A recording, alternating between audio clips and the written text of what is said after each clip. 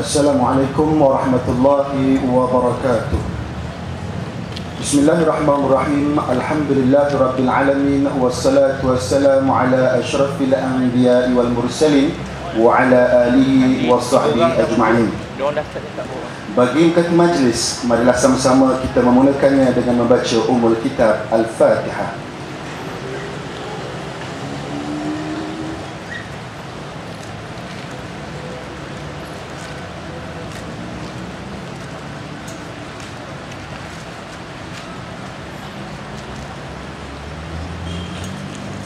Yang berhormat Tuan Haji Kasim bin Abdul Aziz Adun Lembah Jaya, yang dihormatkan Tuan Abdul Jalil bin Datuk Abdul Rani, Datuk Orang Kaya Tuanku Mahabijaya Hulu Langat, yang berbahagia Al-Fadil Tuan Haji Hanifuddin bin Haji Roslan, Pegawai Takbir Agama Daerah Hulu Langat, yang berbahagia Tuan Moderator dan ahli-ahli panel forum, yang berusaha ketua-ketua jabatan dan wakil perangkat negeri serta daerah, yang berusaha penghulu-penghulu mukim dan ketua-ketua kampung daerah Hulu Langat, yang berusaha Ustaz Mazlan bin Awang, Nazir Masjid Bandar Baru Ampang serta ahli jawatan kuasa.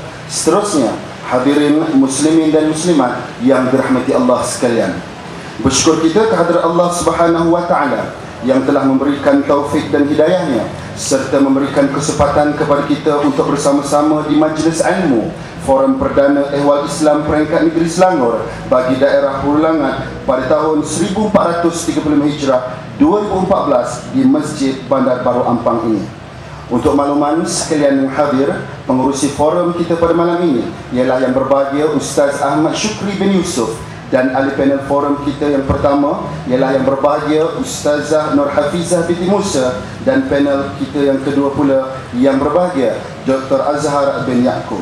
Bagi meneruskan majlis dengan ini mempersilakan yang dihormatkan Tuan Abdul Jalil bin Datuk Abdul Rani, Datuk Orang Kaya Tuanku Mahabijaya Hulu Langat, bagi menyampaikan ucapan dengan segala hormatnya. Dipersilakan.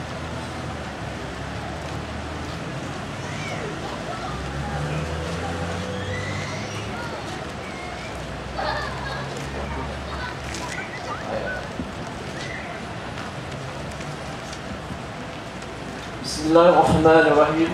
Assalamualaikum warahmatullahi wabarakatuh. Terima kasih saudara pengurusi majlis yang dihormati bahagian dakwah Jabatan Agama Islam Selangor, pegawai takbir agama, pejabat agama Islam daerah Hulu Langat, kaki tangan pejabat agama Islam, wakil-wakil jabatan yang berhormat adun-adun dan Tuan Nazir serta imam dan jawatan kuasa, hati jawatan kuasa masjid serta para muslimin dan muslimat sekalian. Segala pujian bagi Allah Subhanahu wa taala, pemilik sekalian alam. Selawat dan salam kepada junjungan besar Nabi Muhammad sallallahu alaihi wasallam, juga kepada keluarga, sahabat, juga pengikut-pengikut baginda. Terlebih dahulu, marilah kita panjatkan rasa syukur kehadrat Allah Subhanahu wa taala kerana dengan limpah punya kudrat dan iradatnya kita dapat sama-sama ada di majlis yang penuh keberkatan ini. Saya juga ingin merakamkan terima kasih dan tidak terhingga di atas kesudian tuan-tuan dan puan-puan yang telah dapat meluangkan masa untuk hadir bersama-sama pada malam ini. Walaupun dalam kesibukan ruang masa yang terhad, semata-mata ingin bersama di dalam majlis forum perdana di Masjid Bandar Baru Ampang. Dan juga kepada yang berbahagia penceramah-penceramah, saya ucapkan terima kasih kerana dapat melapangkan masa pada malam ini. Tuan-tuan dan puan-puan, akidah yang kukuh mendirikan sifat sabar dan tawakal dalam diri seseorang apabila diuji dengan sesuatu ujian. Dengan akidah yang kuat juga, kita tidak akan mudah untuk melakukan sesuatu yang dilarang oleh Allah Subhanahu wa taala. Sebaliknya berikhtiar dan bertawakal kepada Allah Subhanahu wa taala. Namun perlu diingat, dalam melakukan amalan ibadat, kita digalakkan untuk melakukan sedikit demi sedikit, tetapi secara konstan. Ini kerana melaksanakan amal ibadat secara berlebih-lebihan hanya akan menyebabkan seseorang itu menjadi lemah dan lama-kelamaan menyebabkan segala amalan dihentikan.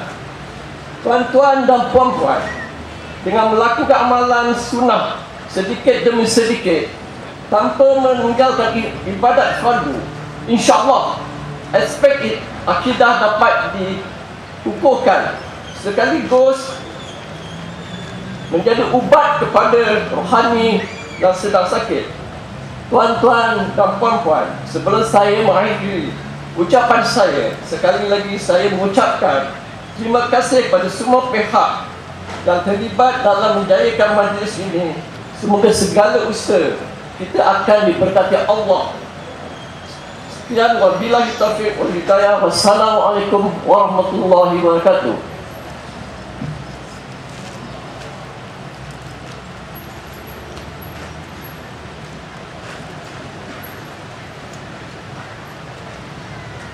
Majlis merakamkan jutaan terima kasih kepada yang dihormatkan Tuan Abdul Jalil bin Dato' Abdul Rani, Dato' Orang Kaya Tunku Mahabijaya Hulangan, dengan ucapan yang telah disampaikan sebentar tadi. Tanpa melengahkan masa, majlis dengan segala hormat menjemput dan mempersilakan yang berbahagia Ustaz Ahmad Syukri bin Yusuf dan ahli-ahli panel untuk mengambil tempat di pentas utama bagi mempengerusikan forum pada malam ini yang membicarakan mengenai akidah memantap ibadah. Dengan segala hormatnya dipersilakan.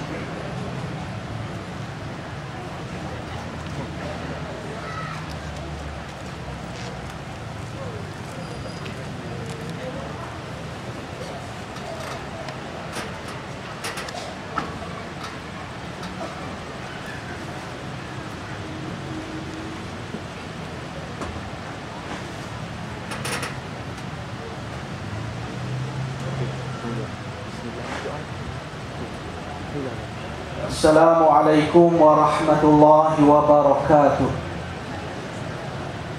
Assalamualaikum warahmatullahi wabarakatuh. Waalaikumsalam.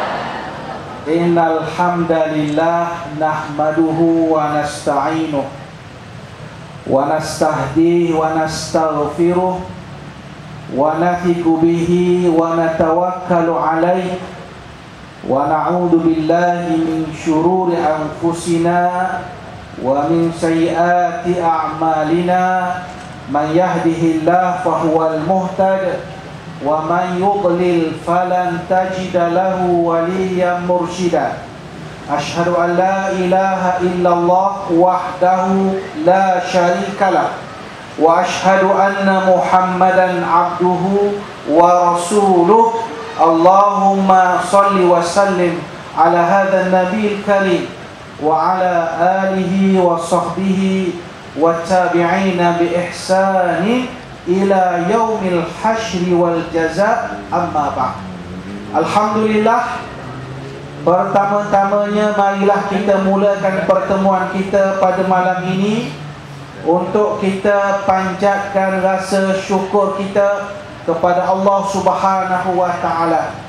Saya sebagai pengurusi forum pada malam ini mengalu-alukan kedatangan def kehormat kita, orang besar daerah Hulu Langan, YB Haji Kasim, Saf kepimpinan JAIS, sahabat-sahabat kita daripada pejabat agama Islam daerah, para asatizah, ibu-ibu, bapa-bapa, muslimin, muslimat, hadirin dan hadirat yang dimuliakan Allah.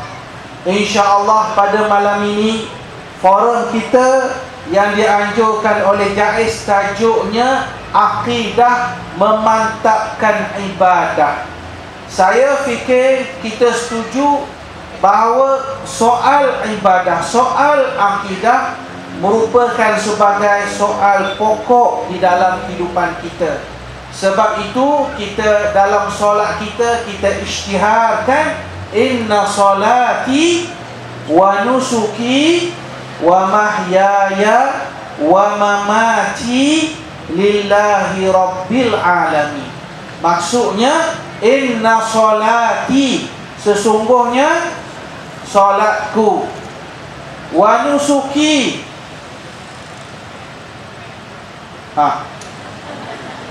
ibadahku, wa mahyaya, hidupku, wa mamati. Ini semua tahu sebab bunyi mati.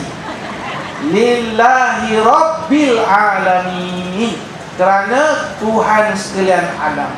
Jadi untuk membicarakan tajuk persoalan akidah, persoalan ibadah ini, alhamdulillah kita bersama dengan dua orang pendakwah yang tidak asing lagi di negara kita. Tetapi sebagai adab kita dalam forum, pengusi kena memperkenalkan ahli panelnya. Jadi saya perkenalkan di sebelah kiri saya, sahabat saya yang berbahagia, Dr. Azhar Yaakob, iaitu pensyarah di UTM, Universiti Teknologi Malaysia di Kuala Lumpur. Assalamualaikum Dr. Kaifahal? Alhamdulillah. Tamam. Niyah fi niyah insya-Allah. 100% insya-Allah. Tamamnya, baiknya. Dan di sebelah yang berbahagia Dr. Azhar Yaakob, yang berbahagia Ustazah Nur Hafizah Musa, iaitu seorang pensyarah juga di UTM dan juga seorang pendakwah di negara kita. Agak-agak dua-dua ni ada hubung kait tak? Rasa-rasa macam dua sejoli lah. Rasa-rasa macam tu.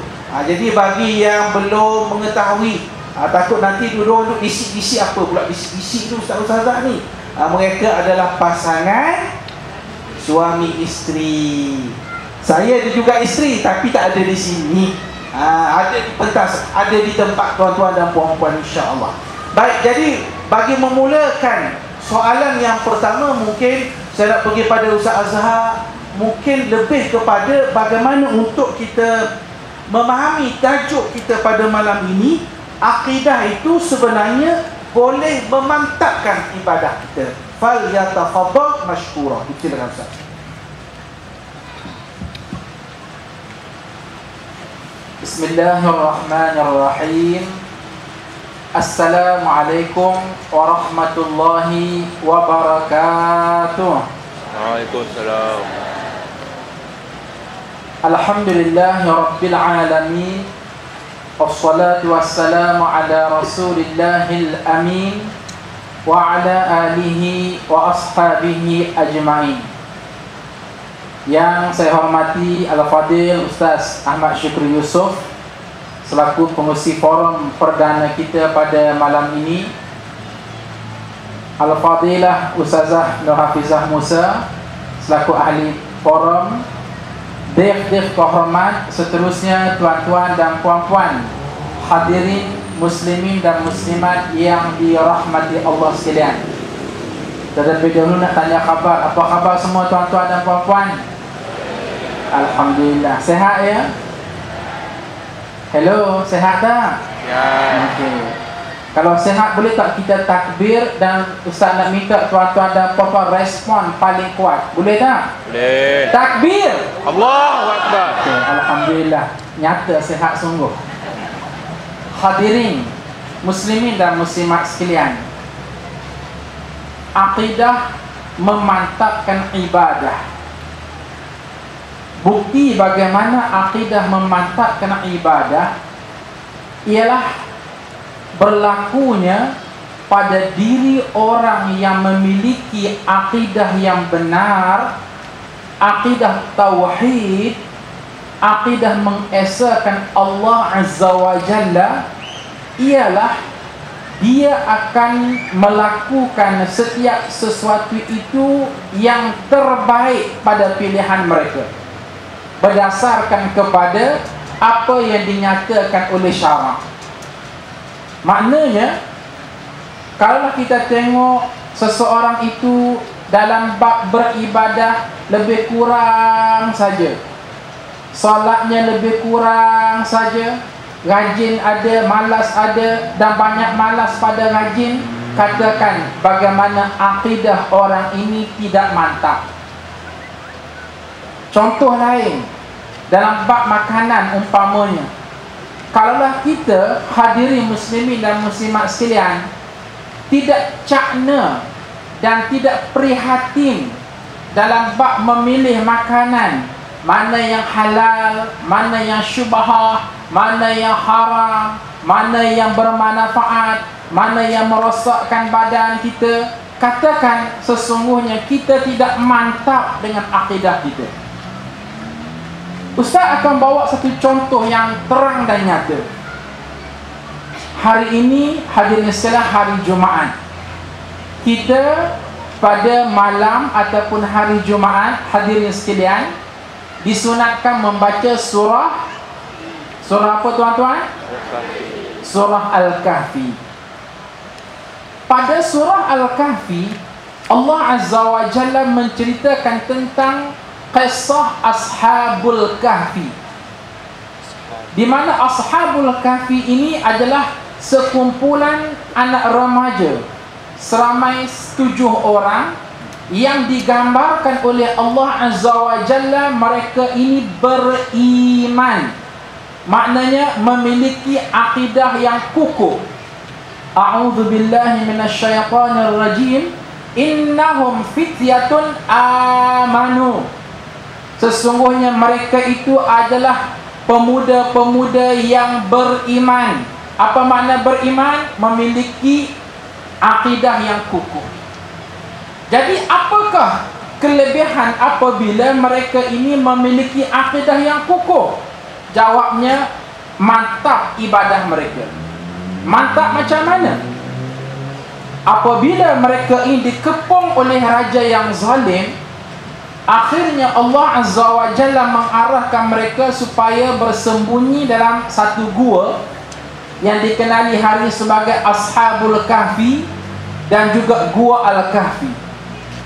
Di situ mereka ditidurkan oleh Allah Azza wa Jalla selama 309 tahun.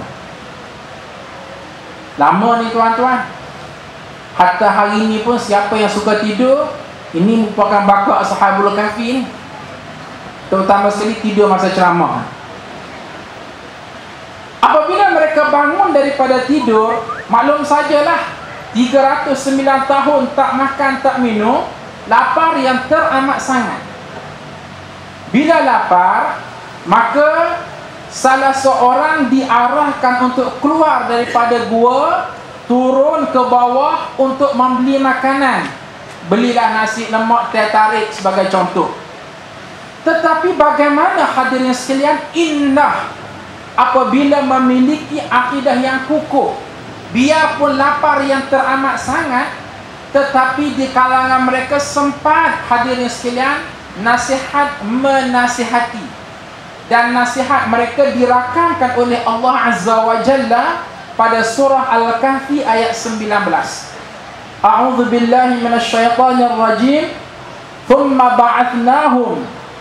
A'udzu billahi minasyaitonir rajim. Fab'athu ahadakum biwariqikum hadhihi ila al-Madinah falyanzur ayyuha azka ta'aman falyatikum birizqin minhu walyatalattaf wala yush'iranna bikum. Nah, sambung. Wala yush'iranna bikum ahada. Hebat Ustaz. Bab menyambung nombor 1. Alhamdulillah, nasib baik betul. Hadirin muslimin dan muslimat sekalian, apa bicaranya? Contoh dia beritahu, kamu yang akan diamanahkan untuk keluar daripada gua, pergi beli makanan. Tapi ingat, ketika kamu ingin membeli makanan, falyanzur ayyuha azka ta'aman. Pastikan kamu memilih makanan yang paling azka. Tuan-tuan, apa makna azka? Oh, tak tahu. Okey, baik. Tak sempat belajar lagi yang ni. Azka maknanya makanan yang paling bersih lagi suci. Biarpun perut lapar yang teramat sangat, kalau kira tak payah fikir-fikirlah, bersih lagi suci, janji halal cukuplah. Tapi tak, hadirin sekalian, bagaimana mereka tidak berkata, kamu bila keluar pergi beli makanan, pilih ya makanan yang halal. Tidak, hadirin sekalian. Tetapi mereka berkata azka ta'aman, pilihlah makanan yang bersih lagi suci.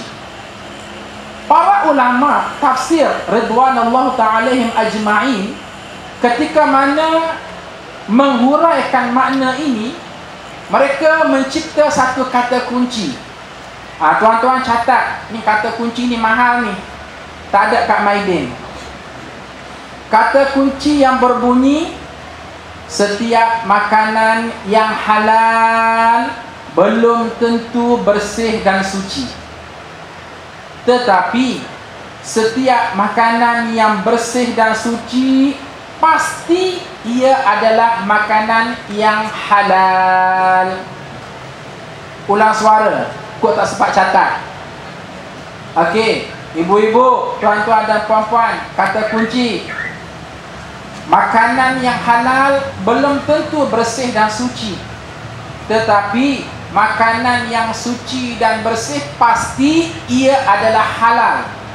Kerana prasyarat kepada bersih dan suci ia mesti bermula dengan halal. Jadi tuan-tuan dan puan-puan sekalian, ini yang saya katakan tadi.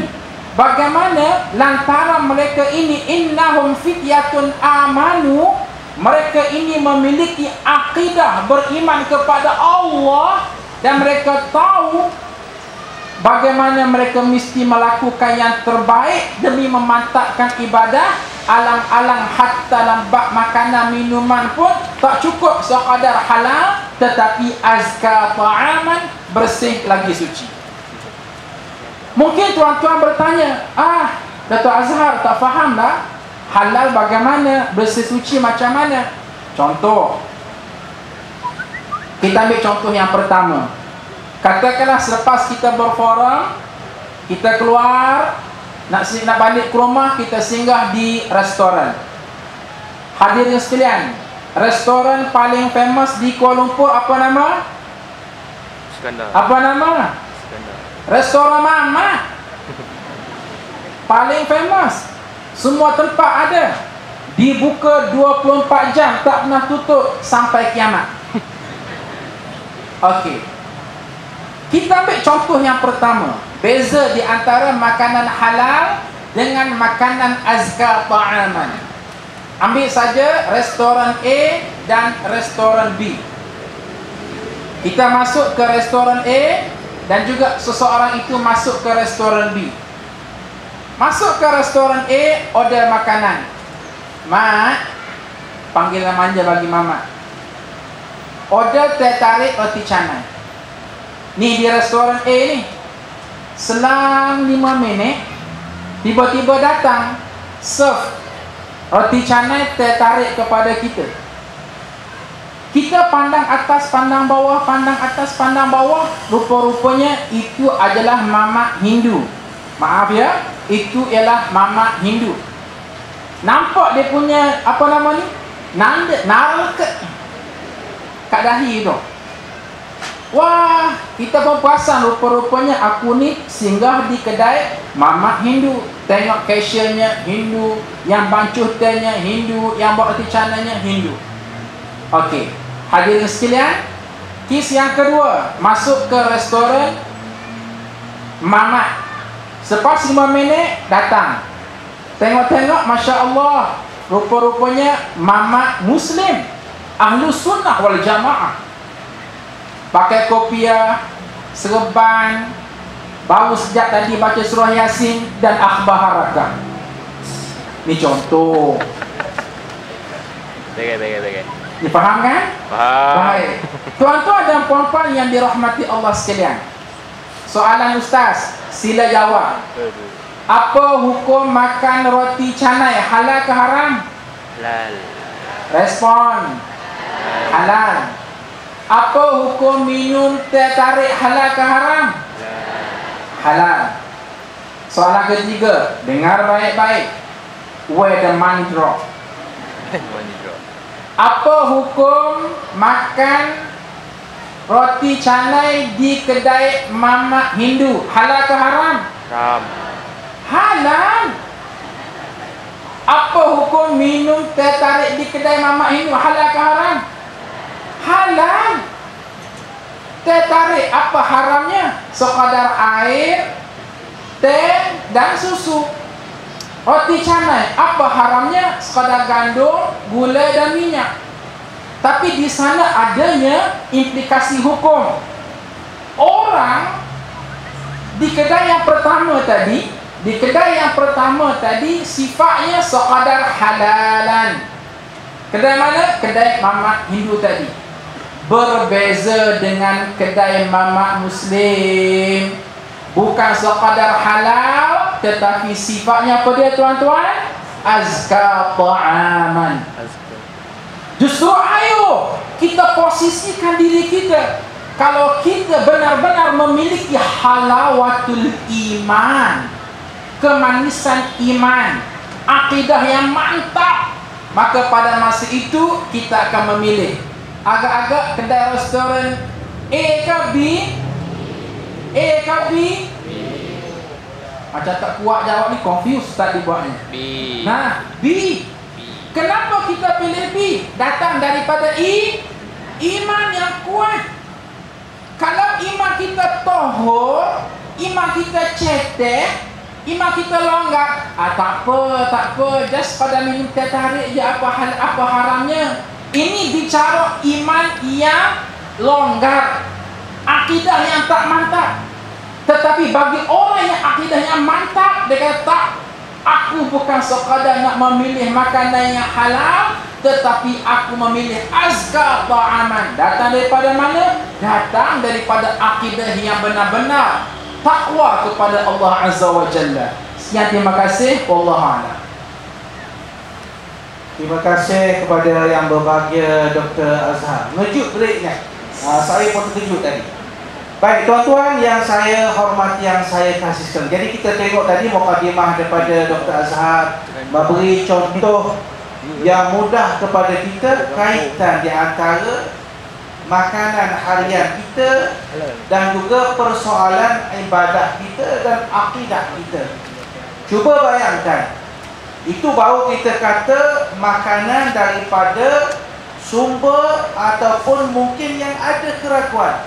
Apatah lagi kalau makan daripada sumber pencarian yang tidak diradai oleh Allah Subhanahu wa taala. Mencurinya, betul? Rasuahnya, betul? Apa lagi? Tindas. Menindas lagi. Bagi 10 perkara dalam masa 10 saat. Jadi banyak benda-benda perkara-perkara. Sebab itu Nabi SAW sebut kullu lahmin nabata minal haram fannaru awla. Setiap makanan yang tumbuh daripada, setiap daging yang tumbuh daripada makanan yang haram, maka neraka lebih aula kepadanya. Tuan-tuan yang saya hormati, yang saya kasihi, mudah-mudahan apa yang disebut oleh Dr. Azhar itu memberi satu kejutan, ingatan kepada kita betapa dalam perkara-perkara yang kita rasa biasa, sebenarnya perkara biasa itu akan memberi sesuatu yang luar biasa daripada dalam kehidupan kita. Jangan kita pandang remeh perkara-perkara yang kita buat hari-hari, yang sedangkan implikasinya besar di dalam kehidupan kita.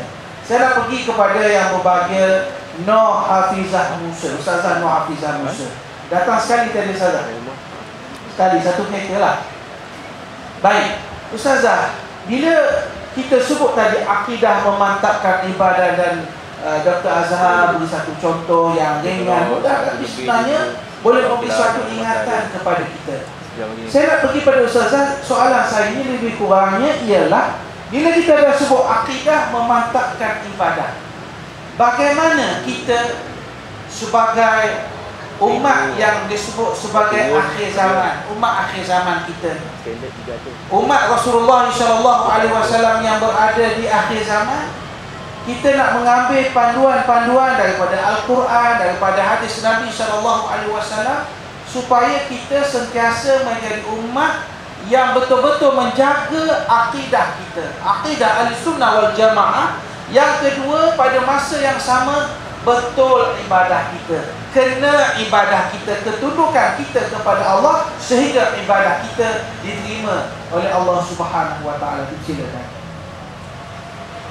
Assalamualaikum warahmatullahi wabarakatuh. Bismillahirrahmanirrahim. Alhamdulillahi rabbil alamin. Wassalatu wassalamu ala rasulillahil amin wa ala alihi wa sahbihi ajma'in. Subhanaka la ilma lana illa ma 'allamtana innaka antal alimul hakim. Rabbi shrah li sadri wa yassir li amri wahlul 'uqdatam min lisani yafqahu qawli. Rabbi yassir wa la tu'assir wa tammim bil khair. Terima kasih kepada moderator forum pada malam ini, Ustaz Muhammad Syukri Yusof. Seterusnya yang dihormati rakan panel yang berbahagia, Ustaz Dr. Azhar Yaakob. Malam ni panggil formal lah, ya, kat rumah panggil lain.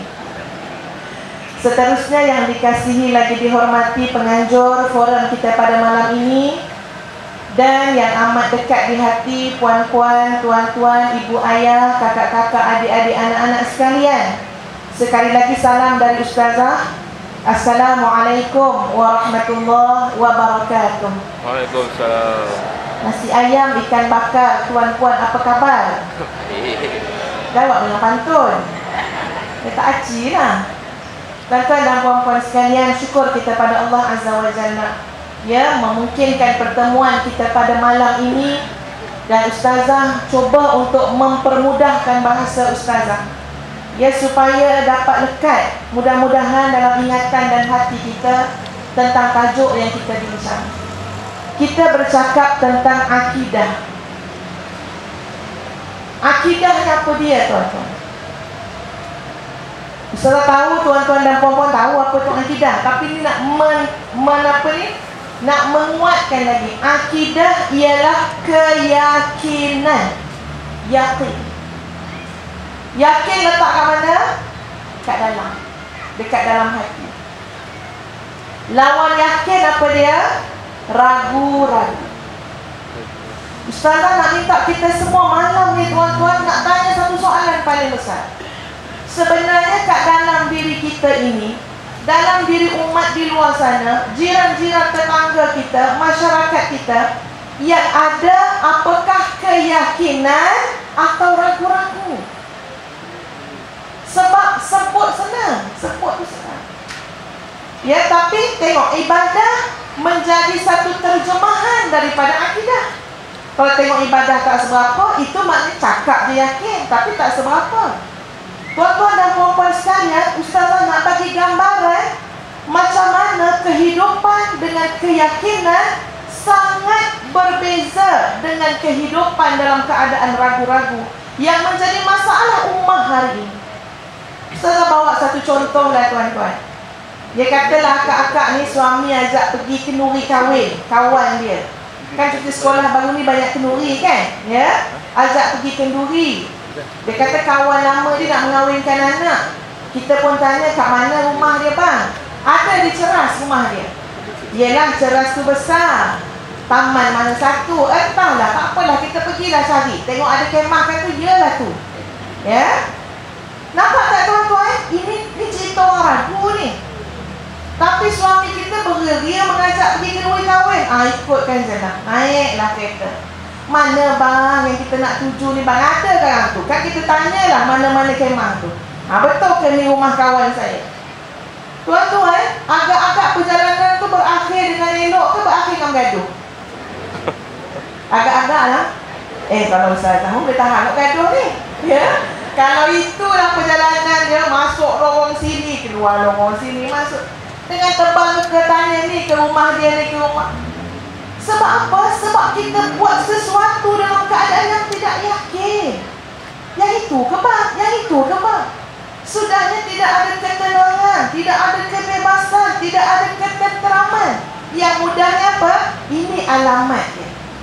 Bila ada alamat, Waze boleh tolong kita. Tu, Waze tu apa benda bahasa ya? Kok dah acik-acik tak tahu pula Waze ni. Dia maknanya boleh pakai apa? GPS. Bagi alamat, yakin tu 7 tuan-tuan, tu 7. Boleh ketawa-ketawa dalam perjalanan. Sebab apa? Nampak dah tu alamat nombor 12 sekian-sekian lorong. Ini satu contoh yang mudah. Manusia hidup dengan keyakinan, tenang hati, tenteram, boleh buat keputusan. Tapi manusia hidup dalam keadaan ragu-ragu, nak ke mana, nak buat apa, bagaimana, berapa lama tempoh. Semua akan berakhir dengan kacau bilau, ya, tak tentu arah. Dan benda ni tak boleh diterima oleh logik akal. Sebab tu kalau kita naik kapal terbang, benda tu set up habis dah.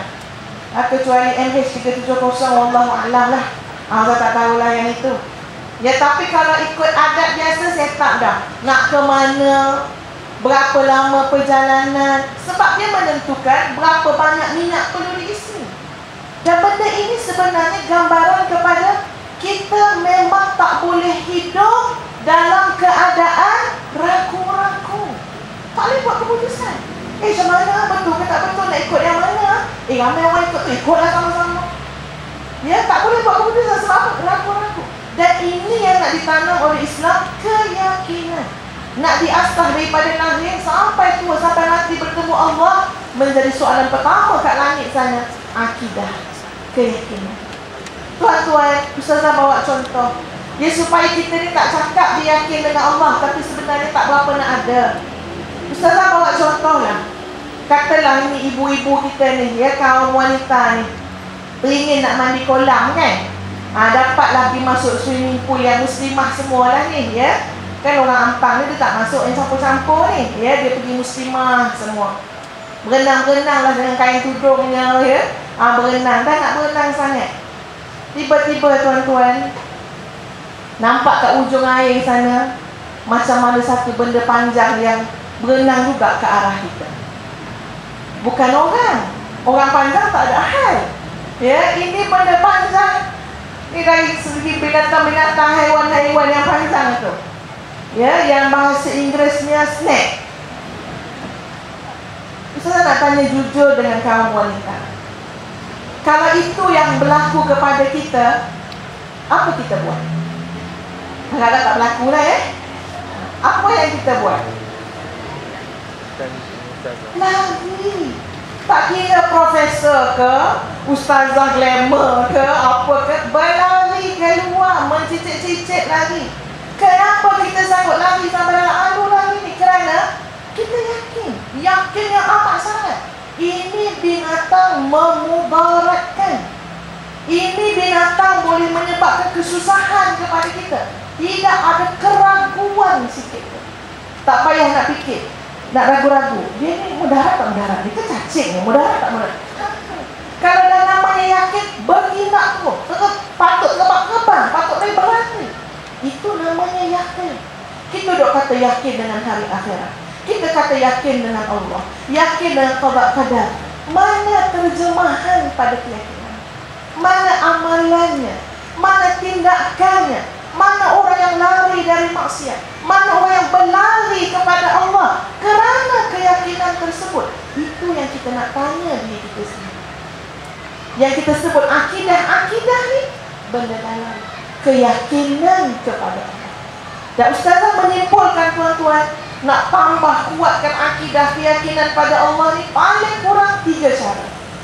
Nak kuat keyakinan kepada Allah, akidah dengan Allah, supaya Allah jadi harapan dalam hidup. Yang kita nak buat tu kerana Allah. Ya, dan kadang-kadang kalau Ustazah ceramah dengan muslimat, biasanya Ustazah menggambarkan macam mana bila hati itu benar-benar hanya ada Allah. Macam mana? Contoh kita ambil di zaman sahabat Bilal bin Rabah. Diseksa sebegitu dahsyat sekali. Dipakaikan baju besi yang sangat panas, letak mendidih dekat tengah padang pasir. Ketika itu betul-betul manifestasi kepada akidah. Ahadun ahad, ahadun ahad, ahadun ahad. Padahal kalau nak merayu boleh, nak cakap benda lain boleh, nak sumpah senanah kafir Quraisy boleh, tapi tidak. Benar-benar akidah tauhid, ahadun ahad.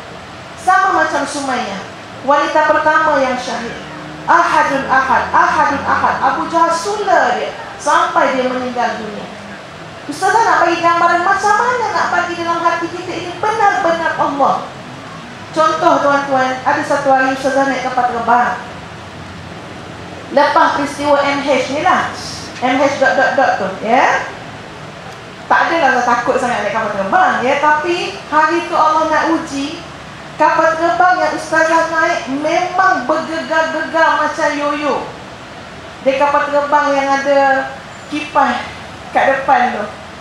Kapal terbang kecil je. Orang tak ramai sangat masa tu. Ustazah nak ke pantai timur. Daripada awal dah perasan dah patutnya dia laju lama kan dekat landasan ni, dia terus naik. Bila dia naik tu tersirat darah-darah kita ke otak ni. Rasa dia macam kapal terbang ni. Yang bawa tu pula bukan Islam, ya, bukan Muslim. Laki-laki terasa tak berapa selesa. Sampai ke atas langit sana, sungguh tuan-tuan, dia bergoncang macam ni, macam ada benda keras kat bawah, macam jalan raya. Padahal kita tahu 15,000 kaki di atas udara. Dalam kapal terbang tu, orang menjerit. Cina depan Ustazah, seorang Cina. Dia menjerit pandang Ustazah ke belakang. Daripada agak ini nak suruh Ustazah berdoa dekat dia. Sudah dia pun minta tolong sebab kita pernah berdoa. Sudah dia minta tolong kat kita. Tuan-tuan, masa tu memang orang menjerit-jerit. Ustazah kena tenangkan. Sebenarnya takut juga, tapi kawan tu mesti kita tenangkan dia. Ustazah kata apa? Kak, tawakal kak, jangan ingat yang lain, hanya Allah. Kalau masuk ingat yang lain, kita akan tak berhenti menjerit. Kalau ingat suami tinggal, anak tinggal, kat sini ke aku mati, aku ni jadi MH yang kedua pula. Yang itu memang terjerit-jerit. Ustazah kata, Allah kat hati. Dan hari itu Ustazah belajar tuan-tuan, macam mana rasanya bila buang yang lain kecuali Allah. Bila kita dah duduk ke atas udara yang tak ada siapa boleh tolong, betul-betul nyawa kita dalam genggaman Allah, tak tahu apa takdir hidup kita masa tu, ya Allah. Kalau boleh tak nak ada sesaat pun Allah hilang daripada hati. Allah. Sampailah mendarat tu sujud syukur, mendarat. Sujud atas apa ni, tempat makan tu kan, dia punya papan. Sujud syukur. Masa tu dah terfikir, ya Allah, ya Tuhan, jadi muhasabah pada aku. Macam mana sebenarnya hati yang benar-benar ada Allah saja, tak ada yang lain. Sebab tu Allah gambarkan dalam Quran, tuan-tuan. Ya, bila mana kita kat tengah-tengah lautan, bila kapal kita pecah dan karam, orang yang selama ni tak pernah cerita pasal iman, pasal akidah pun jadi mencari Tuhan di tengah-tengah laut. Jadi yakin, Allah, tolonglah Allah, padahal tak pernah berdoa semasa dia dekat atas darat. Nak bagi tahu, itu gambaran macam mana akidah benar-benar mengesakan Allah. Kita mengharapkan perhatian dan pandangan Allah, melakukan kerana Allah. Itu akidah tauhid. Yang 3 cara tu tuan-tuan, Ustazah ringkaskan. Cakap lama pun tak apa sebab panelnya Ustazah kenal dah, ya. Yang pertama sekali, kena belajar. Ya, tak mungkin kita ni nak jadi ahli akidah, nak jadi ahli tauhid tapi tak belajar. Sebab nak jadi ahli tauhid yang benar-benar akidah mantap, dia tak boleh lari daripada Quran dan Sunnah. Tuan-tuan, kat luar tu banyak ajaran sesat tu. Ya, Ustazah jumpa orang-orang yang terlampau selera sangat nak berhijrah, tapi salah cara, salah guru, salah cara, beli buku-buku tanpa dibimbing, sudahnya menjadi pengarut. Ya, sebab itu kita pegang satu je, belajar akidah mesti menerusi Quran dan Sunnah. Ada yang bercanggah dengan Quran Sunnah, tahu dah ni baca betul, tolak terus. Yang kedua, bagaimana nak memperkukuhkan akidah? Termasuk yang pertama, belajar asma' wa sifat. Ya, asma'ullahil husna. Betul-betul dia rasa macam mana Allah Maha Penyayang, Maha Penyembuh dan sebagainya. Mungkin perbincangan dia panjang lah yang itu. Yang kedua, tafakkur fi khalqis samawati wal ardh. Banyakkan bertafakkur pada alam kejadian.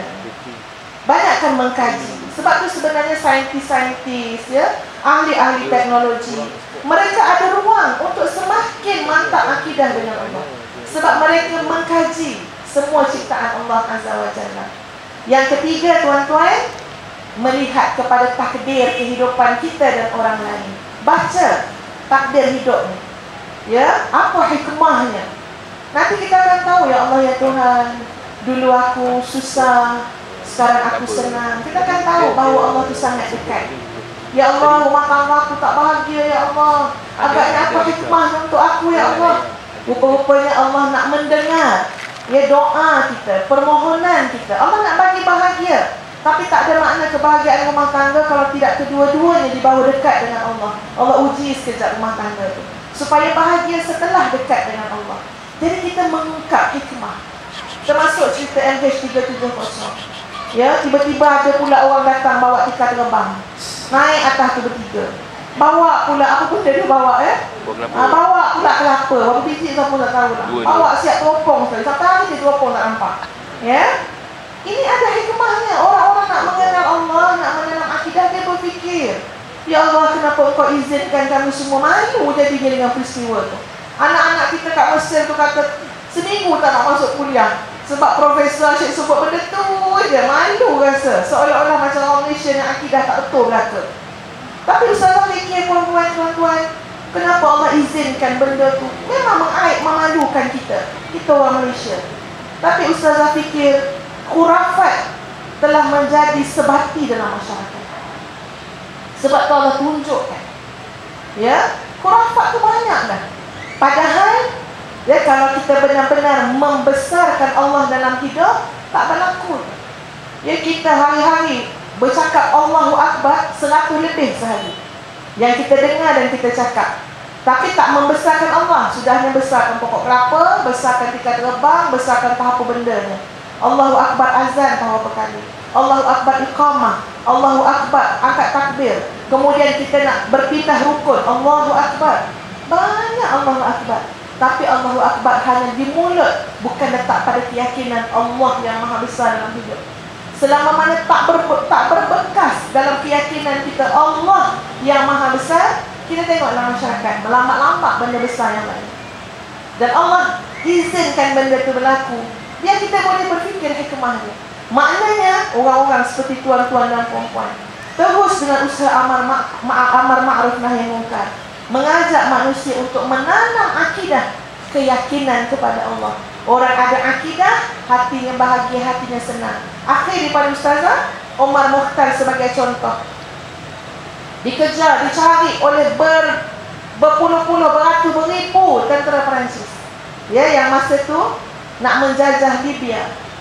Bila dah dapat, Omar Mukhtar orang tua, tuan-tuan, patut dia orang tua-tua dia duduk rumah, jaga cucu, main anak-anak. Omar Mukhtar pula kerja dia menyorok daripada gua ke gua. Kerana apa? Akidah. Yakin dengan Allah, janji Allah syurga untuk orang yang berjuang mempertahankan agama Allah. Dia dapat tangkap, dia solat, minta mohon solat. Kata tentera Perancis, sengaja kau solat kan, sebab kau takut mati. Dia kata, aku tak takut mati. Aku yakin dengan Allah. Nyawa aku dalam genggaman Allah. Aku tak mati kerana pistol kau. Aku tak mati kerana senapang kau. Aku tak mati kerana bom kau. Aku mati kerana Allah mengizinkan aku mati. Jangan kata aku takut mati. Tengok, yakin dengan Allah. Ya, kalau aku mati bukan sebab pistol kau, aku mati memang Allah tentukan aku mati. Tidak awal sesaat, tidak akhir sesaat. Dan apa yang dia kata? Aku yakin masa dia cakap ni, engkau boleh bunuh seorang Omar Mukhtar, tapi akan lahir dalam sejarah dunia berpuluh-puluh, beratus-ratus Omar Mukhtar yang akan menghadap engkau dan engkau tak akan terlawan Omar Mukhtar generasi yang lain. Buah daripada keyakinan sungguh luar biasa. Perjuangan, pengorbanan, keikhlasan. Sebab tu tuan-tuan, kita tak bercakap pada orang jauh, kita bercakap pada diri sendiri. Teruslah, ya, memperkukuhkan akidah kita, dan akan ada kesannya pada ibadah dan kehidupan. Wallahu a'lam. Terima kasih pada yang berbahagia Ustazah Nafisah yang menggambarkan kepada kita dan memberi contoh-contoh yang mudah kepada kita supaya semangat kita untuk sentiasa memperkasakan akidah kita, menguatkan hubungan kita dengan Allah Subhanahu wa taala. Salah satu perkara yang disebut Ustazah tadi ialah untuk kita terus belajar dan terus belajar. Saya nak bawa satu cerita seorang ulama sufi ahlul ma'rifah yang bernama Hatim bin Al-Asam. Dia berguru dengan Syakir Al-Balkhi. Satu hari guru dia, Syakir Al-Balkhi ini bertanya kepada Hatim Al-Asam. Dia kata, wahai anak muridku, berapa lama dah kamu belajar dengan aku? Kata anak murid, kata Hatim bin Asam, aku belajar 33 tahun dah dengan kamu. Berapa lama? 33 tahun tapi terus belajar. Lalu Syakir Al-Balkhi bertanya kepada Hatim, dan kalau kamu dah belajar dengan aku 33 tahun, apa yang kamu dapat daripada aku 33 tahun? Apa yang kamu belajar daripada aku selama 33 tahun? Maka jawab Hatim bin Asam, aku belajar 8 perkara. Lalu guru dia kata, inna lillah wa inna ilaihi raji'un. Belajar 33 dalam perkara je. Lalu anak murid dia jawab, ya tuan guru, itu saja saya belajar. Maka kata guru dia, apa yang kamu belajar? Yang pertama sepanjang aku belajar 33 tahun ini, ialah semua manusia dalam hidup ini punya mahbub, punya orang yang dikasihi.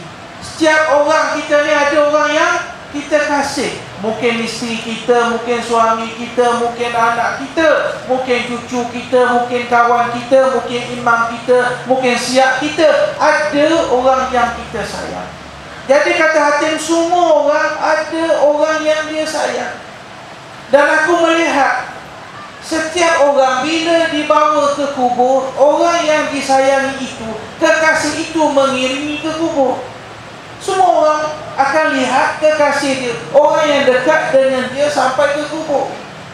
Dan tidak pernah aku lihat orang yang dikatakan sebagai kekasih itu masuk sama-sama dalam lubang kubur. Mereka setelah dikebumikan, mereka akan tinggalkan orang yang dikatakan sebagai kekasih. Maka aku melihat sebenarnya mahbub itu, kekasih itu bukannya manusia. Yang aku ingin jadikan kekasih aku yang sebenar itu ialah al-hasanah, ialah kebaikan-kebaikan yang aku bawa dalam hidup.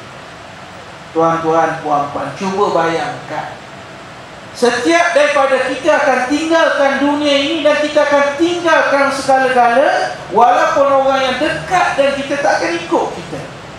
Yang akan ikut kita ialah seperti yang disebut oleh Hakim tadi, ialah al-hasanah, kebaikan-kebaikan kita, ibadah kita, ketundukan kita kepada Allah Subhanahu wa taala, dan kerja-kerja baik kita, perjuangan kita menegakkan agama waktu kita hidup. Mungkin saya nak minta kepada yang berbahagia Dr. Azhar Yaakob untuk menjelaskan kepada kita mungkin aspek dari sudut apakah bentuk ibadah, bentuk hasanat yang boleh kita lakukan dalam hidup, supaya insya-Allah itulah yang sebenarnya menjadi bekalan kita ketika kita bertemu dengan Allah Subhanahu wa taala. Dipersilakan.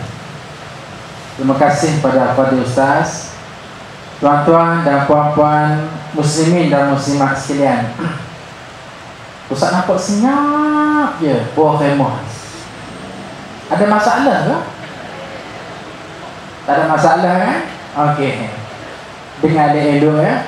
Hadirin muslimin dan muslimat sekalian, tadi Al-Fadhil Ustaz Syukri beritahu bagaimana al-hasanat insya-Allah adalah kawan setia kita untuk menemani kehidupan kita akhirat kelak. Ni makcik-makcik tahu tak al-hasanat tu apa dia? Bukan makcik hasanah ya. Al-hasanat di sini maknanya kebaikan dan kebajikan yang kita lakukan. Hadirin muslimin dan muslimat yang dirahmati Allah sekalian, bagaimana untuk menjadikan al-hasanat itu benar-benar menjadi sesuatu yang lazat dalam kehidupan kita? Kalaulah kita kata al-hasanah itu kebaikan, kebajikan, ibadah, maka bagaimana nak memastikan ia adalah sesuatu yang lazat? Kalaulah al-hasanah itu namanya solat, maka solatnya lazat ketika solat. Kalaulah al-hasanah itu namanya amal ma'ruf nahi munkar, lazam ketika kita melaksanakan amal ma'ruf nahi munkar. Kalaulah al-hasanah itu merupakan tanggungjawab seorang suami mencari nafkah kepada anak isteri, di saat beliau keluar rumah mencari nafkah, dia tidak terasa membeban, tetapi dia rasa lazat ketika dia mencari nafkah. Seorang isteri, kalaulah al-hasanah itu namanya taat kepada suami, dia tidak rasa terbeban ketika mentaati suami, bahkan lazat ketika dia mentaati suami. Puan-puan, lazat tak taat suami? Hello? Lazat ke menyampah? Wah, pecah-pecah suaranya. Ya, separuh menyampah, yang belakang tu baru kata lazat. Itu ada masalah yang depan. Maka tuan-tuan dan puan-puan, untuk menjadikan al-hasanat ini sesuatu yang lazat dengan kita, dan sekaligus ia menggambarkan kepada halawatul iman, kemanisan iman, dan sekaligus ia menggambarkan tentang akidah yang benar kita kepada Allah Azza wa Jalla. Maka jawapannya tak lain dan tak bukan rempah ratus untuk menjadikan al-hasanat itu sesuatu yang lazat, dan kita memaknai akan al-hasanat itu ialah merasai nikmat hidup bertuhan ketika kita melaksanakan ibadah kepada Allah Azza wa Jalla. Tuan-tuan dan puan-puan sekalian, Ustaz bersetuju dengan Fadil Ustaz Ahmad Syukri. Kita jangan banyak berteori, langsung kita bagi contoh yang mudah dan senang. Ambil contoh. Dalam Al-Quran, hadirin sekalian, ada satu surah namanya surah Yusuf. Pada surah Yusuf, Allah Azza wa Jalla menggambarkan dalam banyak-banyak cerita ialah ibu angkat kepada Nabi Yusuf yang namanya Zulaikha. Yang namanya Zulaikha berkenan kepada Yusuf. Maklum sajalah Yusuf ni cantik yang teramat sangat. Kecantikan yang ada pada Nabi Yusuf digambarkan oleh Nabi kita Muhammad sallallahu alaihi wasallam. Andai kata jumlah kecantikan al-khalaiq, wajah-wajah manusia yang dikumpulkan, maka separuh kecantikan itu dilonggokkan kepada wajah Nabi Yusuf, maka separuh yang lain diagih-agihkan kepada seluruh manusia di atas muka bumi. Agak-agak cantik setara mana tu? Balik nanti cuba tengok suami masing-masing. Nabi Yusuf ke atau Pak Cik Yusuf? Cantik yang teramat sangat, menyebabkan bagaimana menjadi siulan orang-orang perempuan di Mesir tergoda dengan Yusuf. Di antara yang tergoda dengan Yusuf ialah Zulaikha itu sendiri, di mana Zulaikha juga adalah isteri kepada Raja Al-Aziz di Mesir. Allah Azza wa Jalla menyebut tentang hal ini. Tuan-tuan boleh rujuk pada surah Yusuf ayat 22 hingga 24. A'udzu billahi minasyaitonir rajim.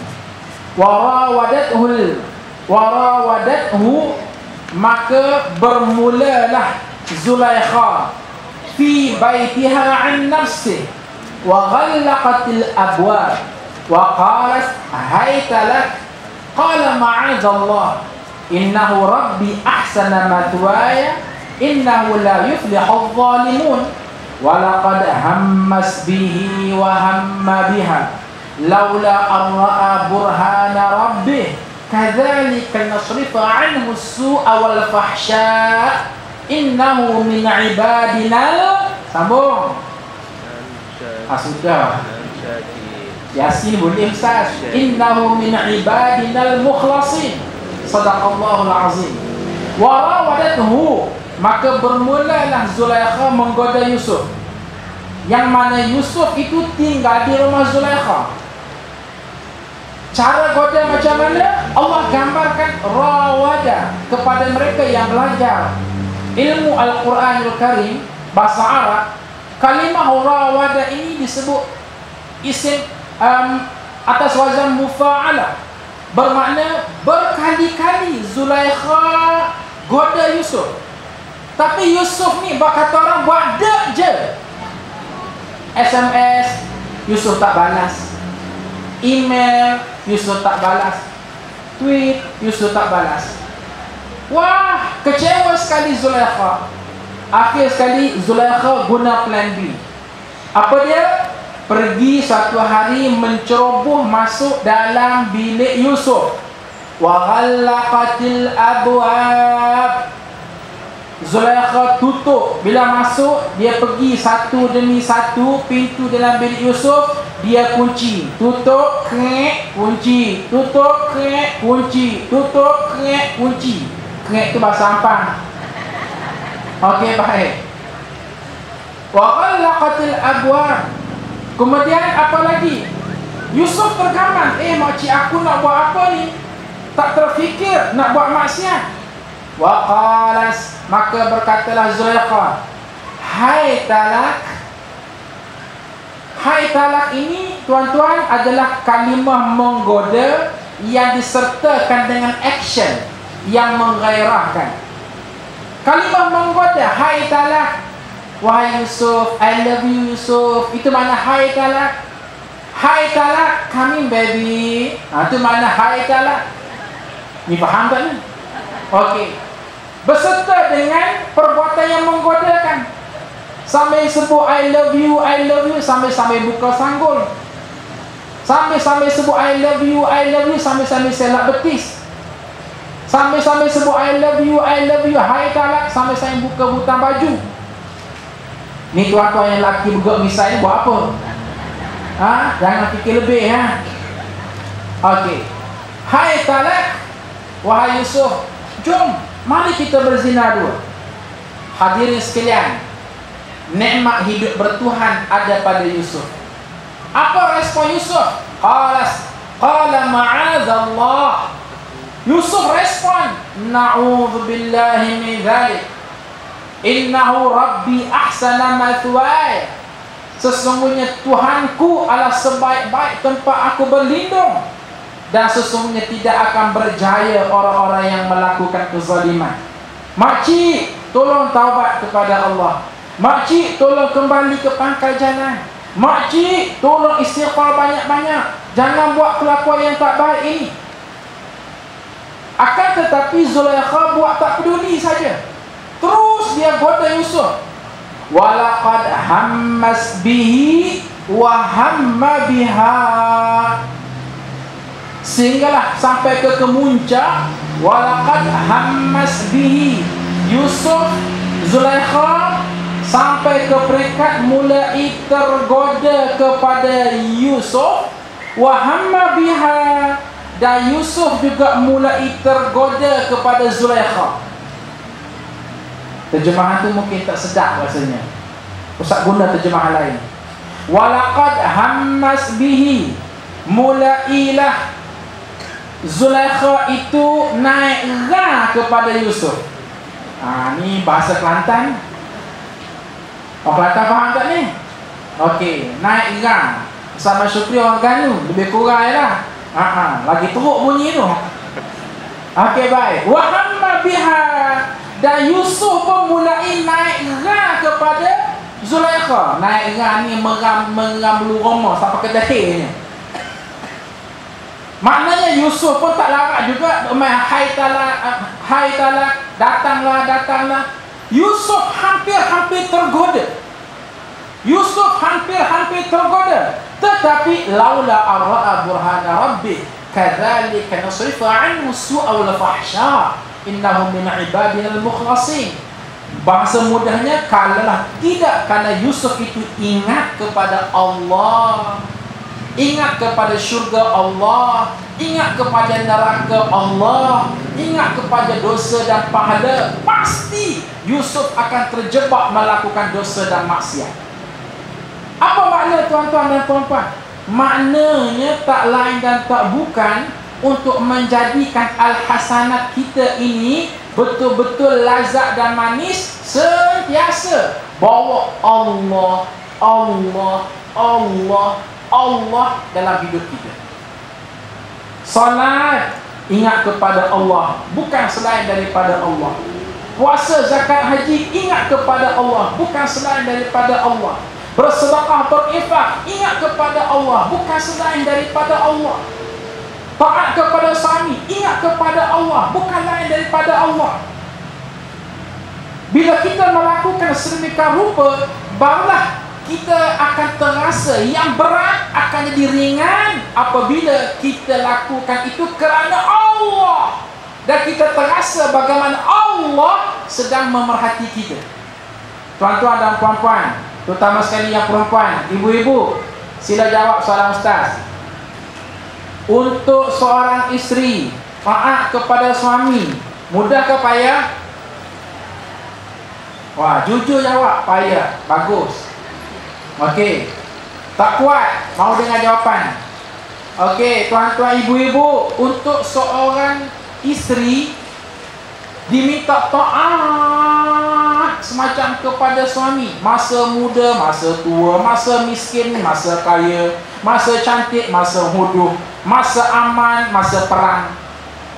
Mudah ke payah? Payah. Memang sulit. Kalau mudah pun seorang isteri untuk taat pada suami dia bila? Pada 28 hari bulan. Sebab apa? Sebab gaji masuk. Tahu tak apa? Paling benci kat suami bila? 15 hari bulan. Sebab duit dah habis. Okey, Ustazah senyum je. InsyaAllah kami lain clear. Tuan-tuan dan puan-puan yang dirahmati Allah sekalian, ya, kita akan rasa berat untuk mentaati laki kita kalaulah kita merasakan ketaatan itu dirasakan kita taat daripada laki kita kepada laki kita, kerana laki kita, untuk laki kita, dan dikembalikan kepada laki kita. Sebab nak taat kepada manusia ini bukan senang. Bayangkan Allah yang maha sempurna itu pun sulit untuk kita taat. Bayangkan suami kita yang banyak kekurangan. Allah yang maha kaya itu pun sulit untuk kita taat. Bayangkan suami kita yang kaya-kaya, manusia pun miskin banding dengan kayanya Allah Azza wa Jalla. Benar kan? Tetapi insya Allah apabila kita melakukannya kerana Allah, kebaikan itu dia akan jadi mudah. Kenapa anda taat kepada laki anda walau laki anda ni bukan baik sangat? Dia ini seorang pemalas, dia seorang yang tidak mendidik anak-anak, dia seorang yang tak jaga nafkah puan. Tiba-tiba puan taat saja. Hadirin, saya taat kepada suami saya bukan kerana suami saya sangat, tetapi saya taat kepada suami saya kerana perintah Allah yang meminta supaya saya taat kepada suami saya. Oh, kalau ingatkan suami saya, menyapa nak mampu saya dengan dia. Ini contoh. Pokok pangkalnya ialah apabila kita sentiasa dampingi Allah, yang berat akan jadi ringan. Yang rasa nak buat maksiat terhindar daripada maksiat, sebagaimana yang ada pada Nabi Yusuf AS. Inilah dia mustahab. Dalam bahasa motivasi disebut inside out. Itu bahasa Jawa. Pencegahan yang datang daripada dalaman yang akan menjadikan luaran kita jadi baik. Apa dalaman? Terasa nikmat hidup bertuhan. Sebab itulah hadirin sekalian, kalau kita mengkaji ayat-ayat suci Al-Quranul Karim, Masya Allah, Tabarakallahu ahsanul khaliqin, banyak sekali ayat-ayat yang mempamerkan nikmat hidup bertuhan. Contoh, Innallaha kana alaikum raqiba. Sesungguhnya Allah sentiasa memantau kamu. Contoh, ma yalfidhu min qawlin illa ladaihi raqibun atid. Tidak sembang sepatah perkataan malaikat ada saja raqib dan atid yang mencatatnya. Contoh, inna rabbaka labil mirsad. Allah sebaik-baik observer yang observe setiap tindak tanduk kamu. Contoh, ma yakunu min najwa thalathatin illa huwa rabi'uhum. Tidak sembang 3 orang malaikat Allah yang keempat. Contoh, wa nahnu aqrabu ilaihi min hablil warid. Allah lebih hampir daripada kamu, lebih daripada orang leher kamu sendiri. Contoh, wa huwa ma'akum aynama. Sambung. Kuntum. Allah sentiasa bersama dengan kamu di mana saja kamu berada. Ini akan menjadi sesuatu nikmat yang luar biasa. Inilah dia iman yang ada pada Bilal bin Rabah yang disebut tadi. Inilah iman yang ada pada as-salafus salih, menjadikan mereka ini adalah orang yang hampir dengan Allah Azza wa Jalla. Hadirin muslimin dan muslimat sekalian, kenapa nun di luar sana ada manusia yang jahat yang disebut pada Ustaz tadi? Ada manusia yang rasuah, ada manusia yang tipu, ada manusia yang salah, ada manusia pecah amanah. Walhal kita tengok semuanya cerdik belaka, pandai belaka, bijak belaka. 3 pen kat baju ni selit, tanda cerdik konon-kononnya. Pakai kot, pakai jaket, kepala botak terus. Kenapa? Konon-kononnya banyak berfikir. Tahu-tahu pecah amanah, tahu-tahu rasuah. Sebab tidak ada nikmat hidup bertuhan. Tetapi orang yang ada nikmat hidup bertuhan, Ustaz ambil contoh. Katakanlah ada duit atas meja 50,000. Duit apa? Duit rasuah. Katakanlah Ustaz ni pemimpin. Siapa dia? Menteri Besar Selangor. Ni contoh. Okey, WB Kasim tu esko Ustaz. Jadi datang seseorang nak dapatkan projek, tak perlu open tender, just nego saja. Maka dia bagi 50,000 nah Dato' Azhar.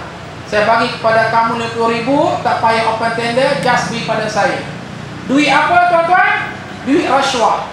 Pada masa itu Ustaz paling kanan, paling kiri, polis tidak ada, CCTV tidak ada, SPRM tidak ada, lokat gari tidak ada. Tidak ada sebab pada masa itu Allahumma illa kecuali Ustaz akan songlap duit tersebut. Orang-orang tidak tahu.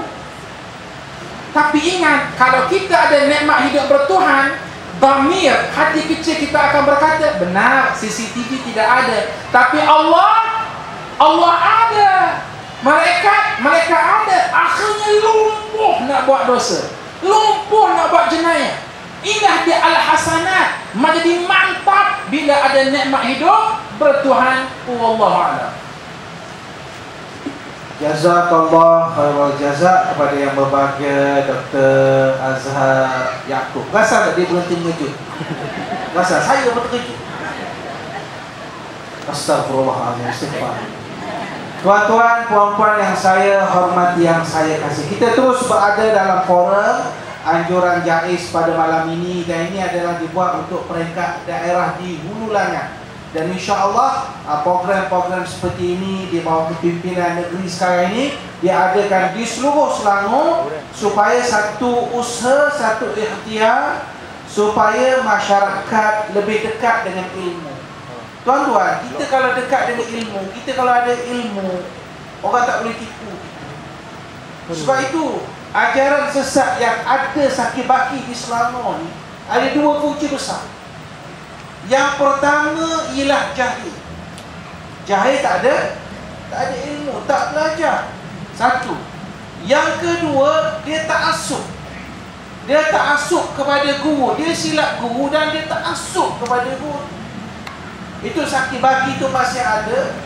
Dan usaha kita di Selangor ini ialah insya-Allah kita nak dekatkan masyarakat dengan agama, dekatkan masyarakat dengan Allah Subhanahu wa Ta'ala. Untuk perkasakan ekonomi, ekonomi itu satu bab, satu bahagian.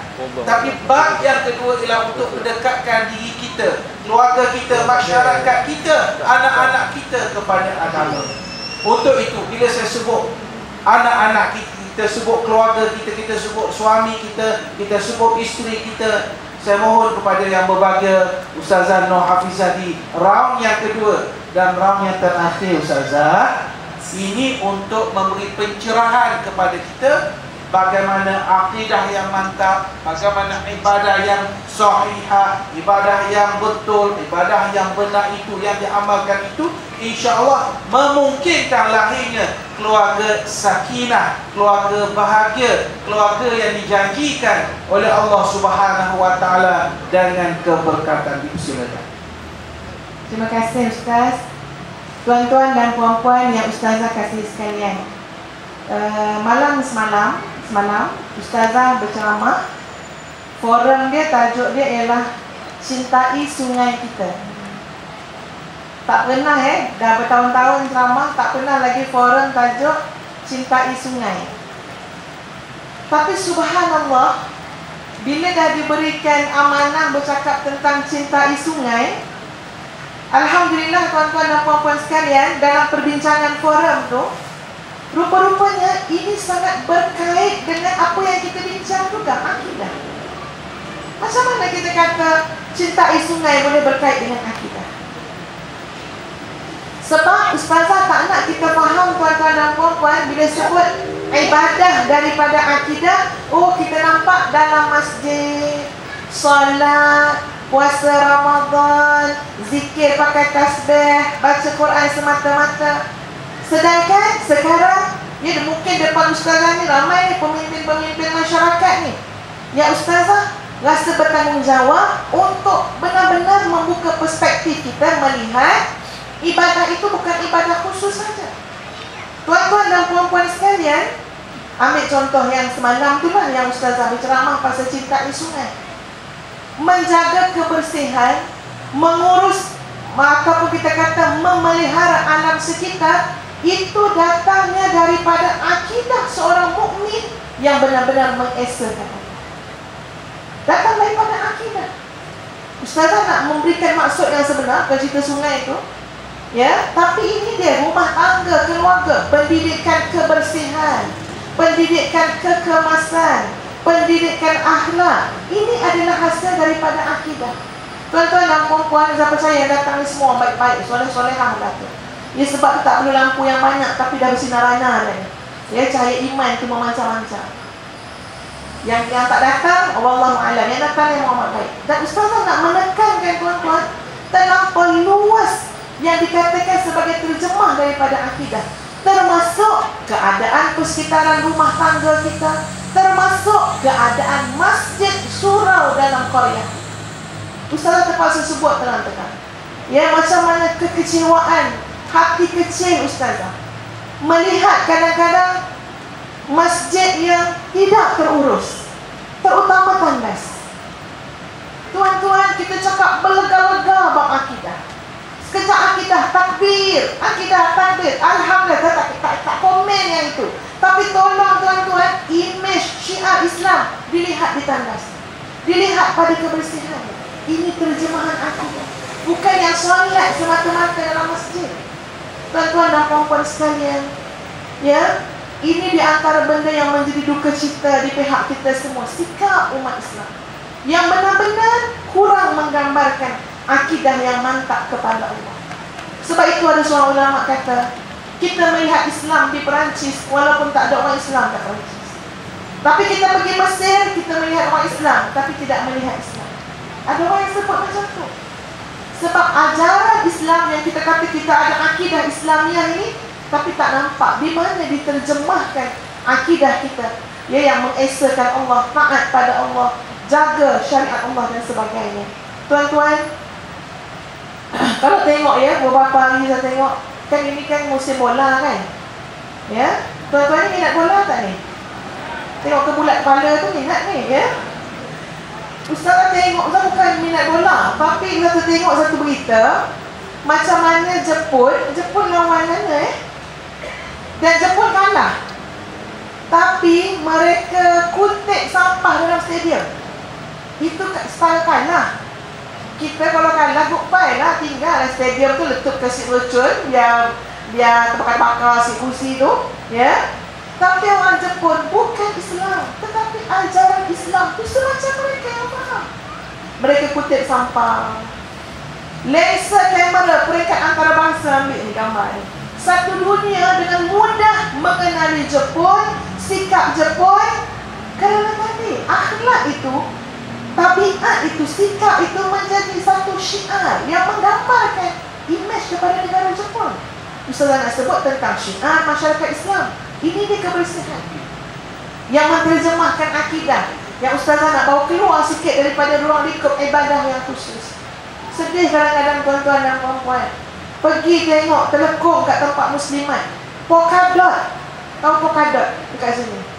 Terlampau minat sangat jenis polkadot yang bintik-bintik ni, sampai telekung berbintik-bintik, hitam, kuning. Siapa selera nak pakai telekung macam tu?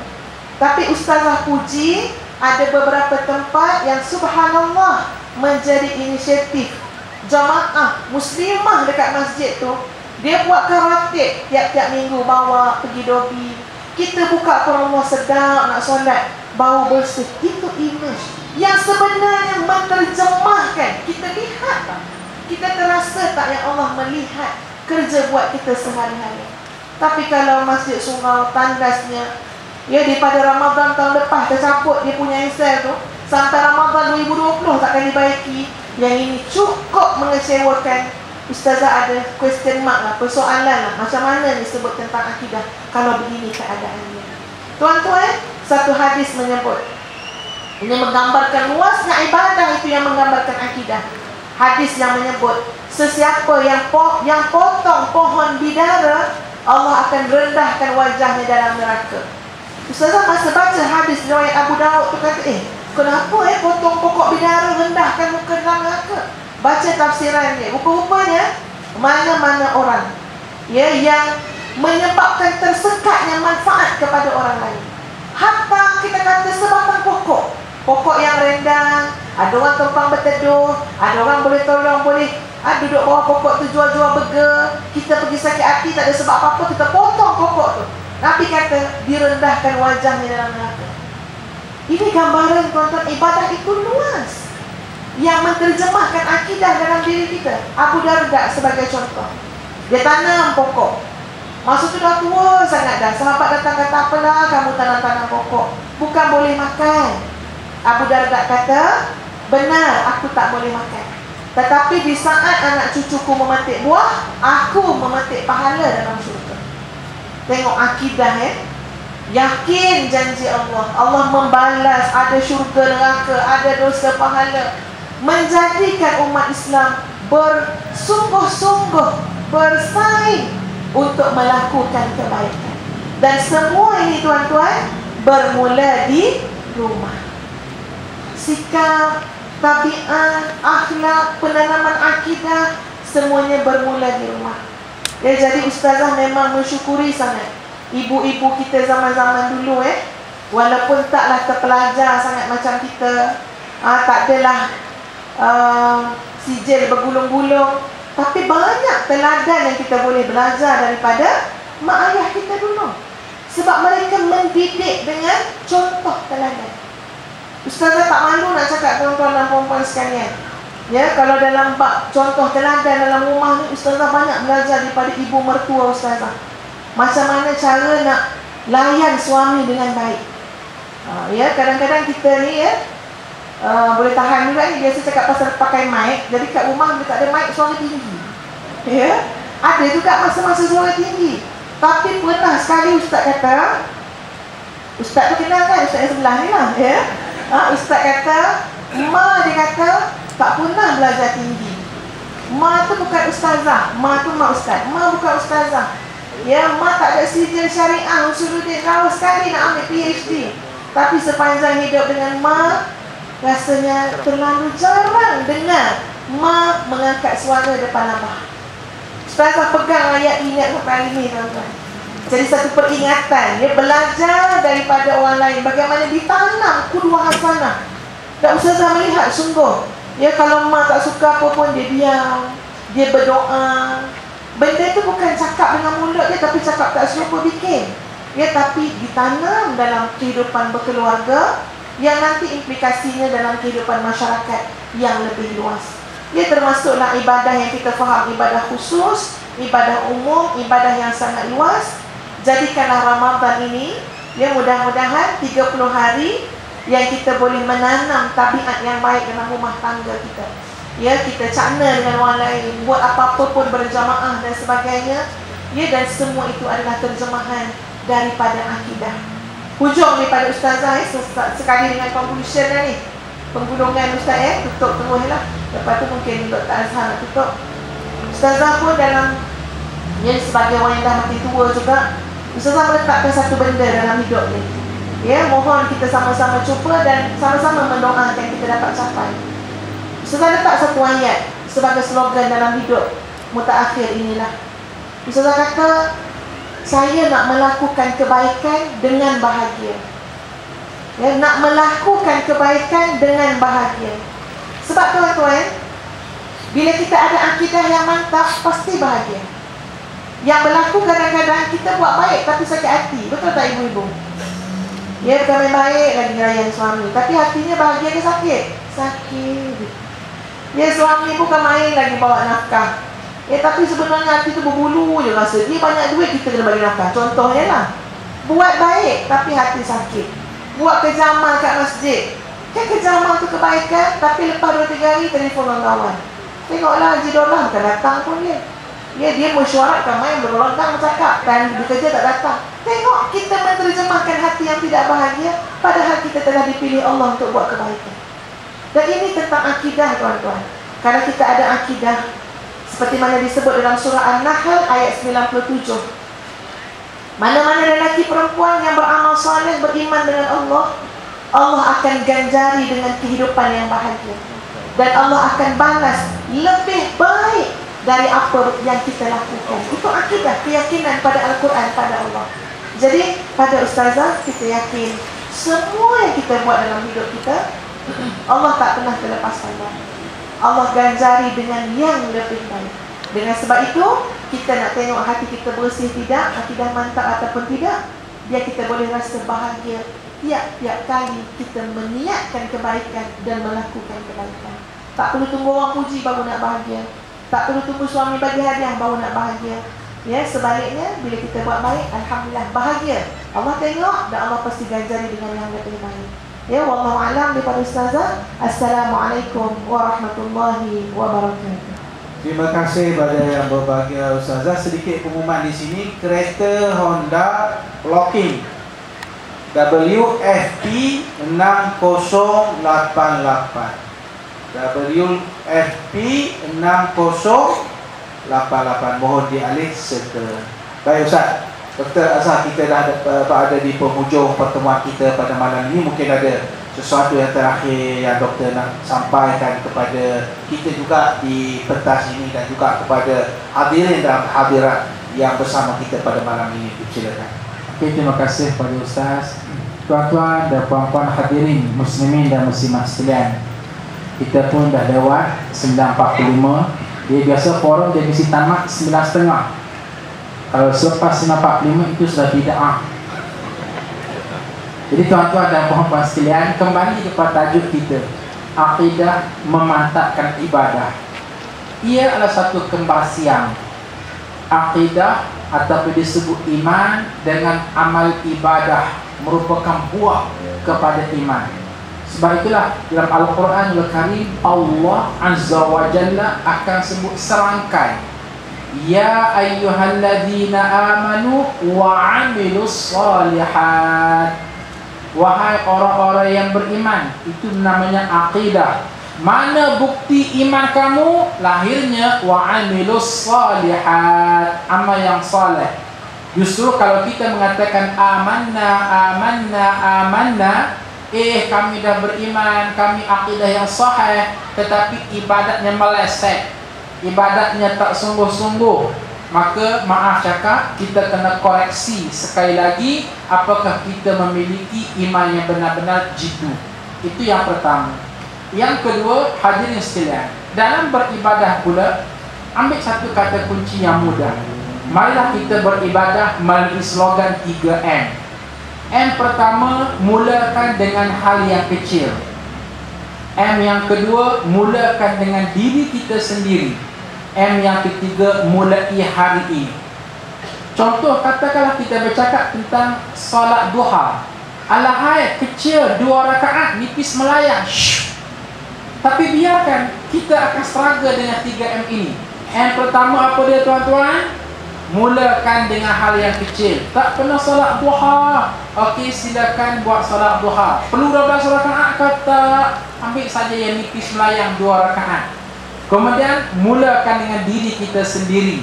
Usahlah kita beria-ria rangsang orang lain, sedangkan diri kita lupa kepada Allah Azza wa Jalla. Yang ketiga, mulai daripada sekarang. Sekarang maknanya kalau esok-esoklah yang kita akan lakukan.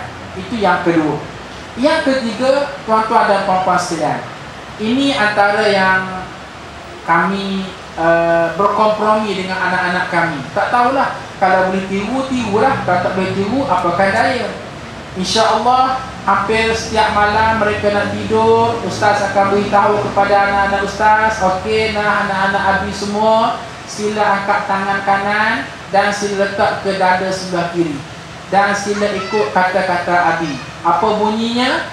Allah Maha mendengar kata-kata saya. Allah Maha melihat perbuatan saya. Allah Maha mengetahui tentang diri saya. Saya sayang Allah dan Allah pun sayang saya. Bunyi macam kelakar, kata je. Tapi tuan-tuan dan puan-puan, insya-Allah anak-anak kita tidur dalam keadaan ada sense of belonging, rasa ishq mahabbah, kasih dan sayang kepada Allah Azza wa Jalla. Dan kita nak biar nikmat hidup bertuhan ini sentiasa segar dalam hati mereka. Allah Maha mendengar kata-kata saya. Allah Maha melihat perbuatan saya. Allah Maha mengetahui akan perbuatan saya. Saya sayang Allah dan Allah juga sayang kepada saya. Jadikan ini semua kan, nak tidur malam, biarkan rasa tidur kita tu endingnya dengan Allah, daripada Allah kepada Allah dan kerana Allah. Itu yang ketiga.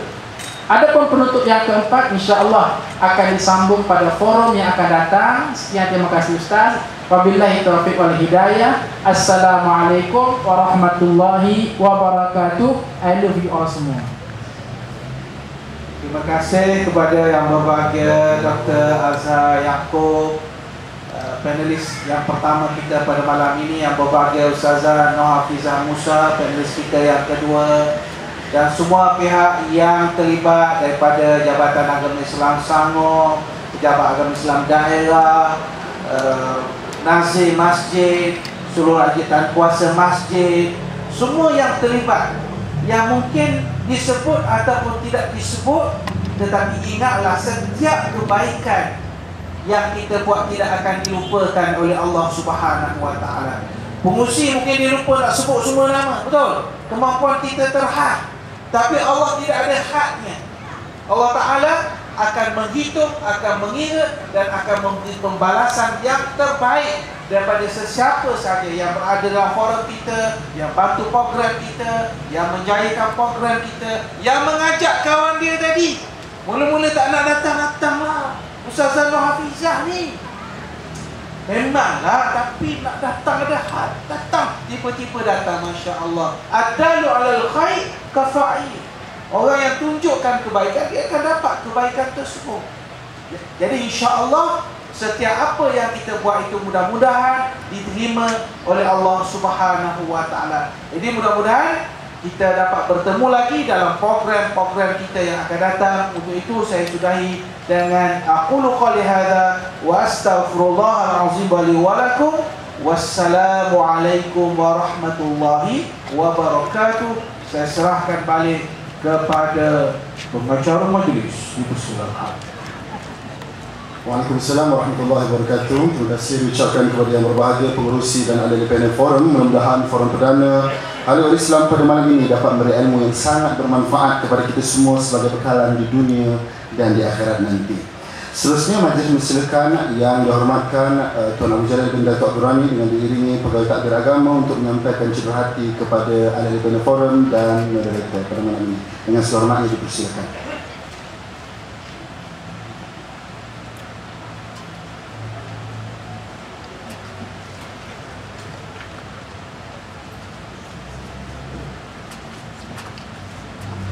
Silakan yang berbahagia panel yang pertama Ustazah Nur Hafizah binti Musa untuk menerima cerahati daripada pihak Masjid Bandar Baru Ampang.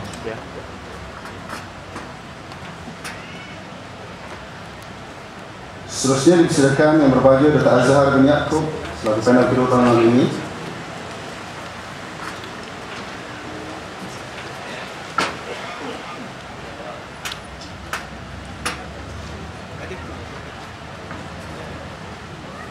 Dan tidak lupa juga dipersilakan yang berbahagia Ustaz Ahmad Syukri bin Yusuf selaku moderator pada malam ini.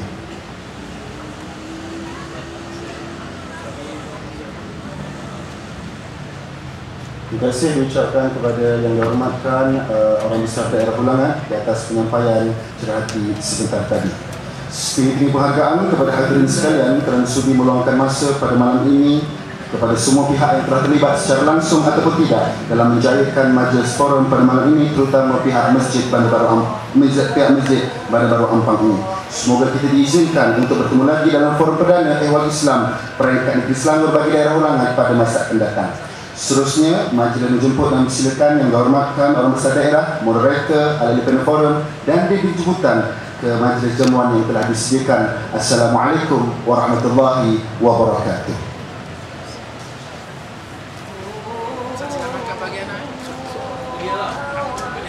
Belum yang itu sudah.